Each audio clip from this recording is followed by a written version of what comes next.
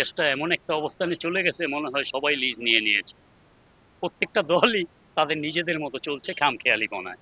এখানে জনস্বার্থের কোনো ধরনের বিষয় তারা উপলব্ধি করে না।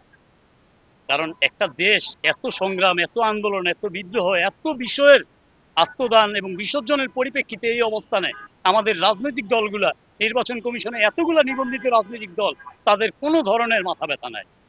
তারা আসলে জনমানুষের স্বার্থে, সর্বজনের কল্যাণে এই পর্যন্ত কিছুই আমাদের নিশ্চিত করতে পারেনি। কেন আমরা আজকে আমাদের মৌলিক অধিকারের জায়গাগুলো থেকে বঞ্চিত? কেন আমরা আজকে আমাদের ঐতিহ্যগত যে বিষয়গুলা, সেগুলোকে নিশ্চিত করতে পারছি না? আমাদের আজকে জনজীবনে অনেক অনেক সমস্যায় জর্জরিন, সেই বিষয়গুলোর দিকে কোনো ধরনের দৃষ্টিপাত নাই।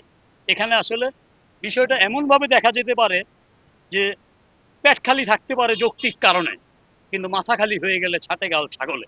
আমরা যে বা যারা নেতৃত্ব দেওয়ার জন্য ভাবছি এবং নেতৃত্ব গ্রহণ করছি, তাদের মনে হয় মাথা খালি হয়ে যাচ্ছে। কারণ একটাই, এখানে প্রাতিষ্ঠানিকভাবে পরাধীনতা, প্রাতিষ্ঠানিকভাবে দুর্বলতা, সক্ষমতার ঘাটতি। সেই জায়গাগুলোতে যদি মানব স্বনির্ভরতা, নির্দিষ্ট বিষয়ভিত্তিক এখানে দায়িত্বে অবতীর্ণ করা যায়, তাহলে আমাদের সকল ক্ষেত্রে সঙ্গতি আসবে, আমরা সুন্দর বিষয়বস্তুর উত্থাপন করতে পারবো।